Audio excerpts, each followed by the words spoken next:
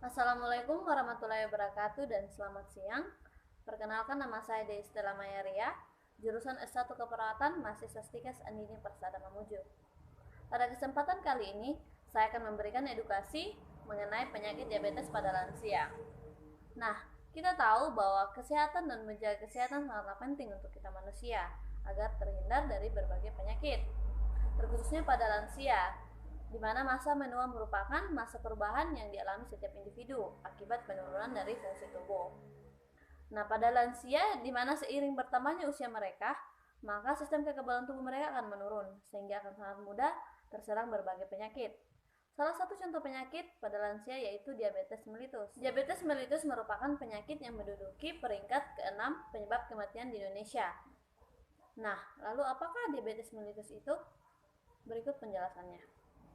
Jadi, penyakit diabetes mellitus atau sering kita dengar penyakit kencing manis merupakan penyakit yang disebabkan oleh kelainan insulin yang tidak mampu mengendalikan kadar gula dalam darah, sehingga kadar gula dalam darah ini meningkat.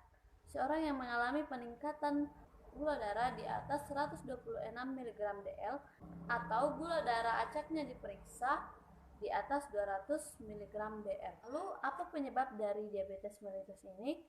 Penyebabnya yaitu diantaranya faktor keturunan atau faktor genetik. Yang kedua, gaya hidup yang tidak sehat. Yang ketiga, obesitas atau kegemukan. Yang keempat, faktor penuaan.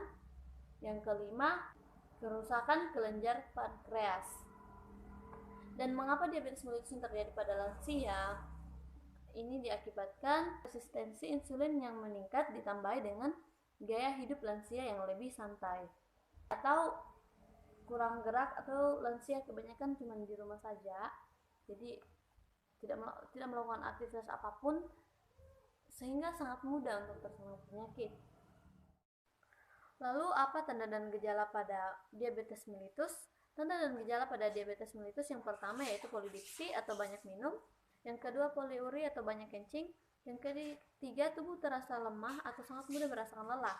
Yang keempat, sering terjadi luka infeksi, lalu gatal-gatal, kemudian luka tersebut sangat susah untuk sembuh. Lalu yang kelima, kesemutan sering terjadi, terutama pada tangan dan kaki. Kemudian, pencegahan pada diabetes mellitus dapat dilakukan dengan cara yang pertama, cegah kadar gula meningkat secara teratur. Yang kedua, konsumsi makanan yang sehat dan menjaga pola makan yang baik. Yang ketiga, menjaga berat badan yang ideal. Nah, perawatan yang dapat dilakukan pada diabetes mellitus yaitu yang pertama, kontrol gula darah teratur. Yang kedua, terapkan pola hidup yang sehat, tidak merokok dan tidak minum alkohol. Yang ketiga, berolahraga. Yang keempat, minum obat secara teratur. Yang kelima, menghindari stres. Yang keenam, makan sesuai diet atau menghindari makanan yang mengandung manis-manisan dan mengandung banyak gula. Lalu, pengobatan diabetes mellitus. Pengobatan diabetes mellitus dapat dilakukan dengan mengonsumsi obat yang diresepkan dokter.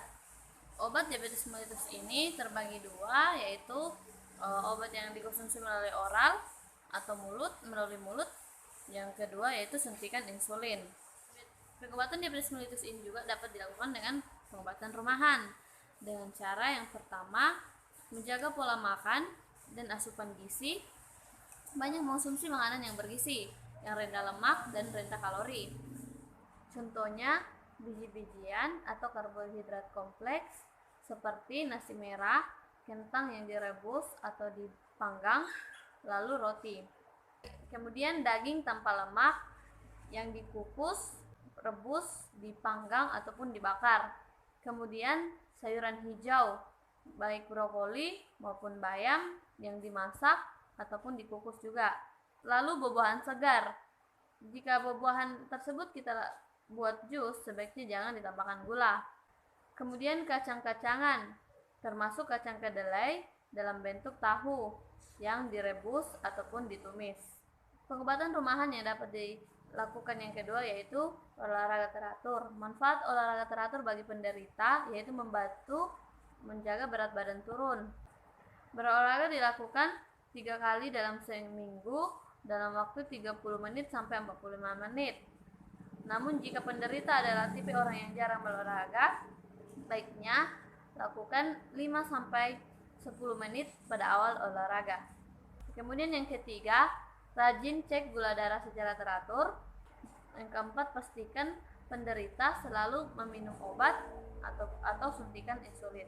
Dan pengobatan diabetes mellitus ini juga dapat dilakukan dengan pengobatan tradisional dengan cara yang pertama dengan menggunakan lidah buaya. Jenis lidah buaya ini juga dipercaya dapat menurunkan kadar gula darah bagi penderita diabetes mellitus. Cara pengolahannya yaitu sediakan 2 batang lidah buaya, kemudian lidah buaya dicuci, dibuang durinya, kemudian dipotong-potong, kemudian direbus dengan 3 gelas air sampai mendidih, kemudian disaring, dan air rebusan tersebut diminum 3 kali sehari sesudah makan dan masing-masing setengah gelas. Pengobatan tradisional yang kedua yaitu jambu biji. Jambu biji juga ini dipercaya masyarakat dapat menurunkan kadar gula darah bagi penderita diabetes mellitus.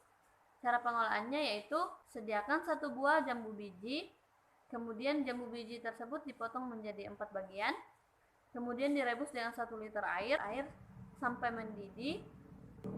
Kemudian setelah mendidih, air tersebut disaring, kemudian diminum 2 kali sehari, pagi dan sore. Mungkin sekian video mengenai diabetes mellitus yang bisa saya bagikan, semoga bermanfaat. Jika kita memiliki keluarga yang menderita penyakit diabetes mellitus dan tidak harus dirawat di rumah sakit, kita dapat melakukan perawatan rumahan yang telah saya jelaskan tadi. Nah, mungkin ini video saya. Jika dalam penyampaian video saya ini banyak kekurangan, saya mohon maaf. Saya akhiri dengan wassalamualaikum warahmatullahi wabarakatuh.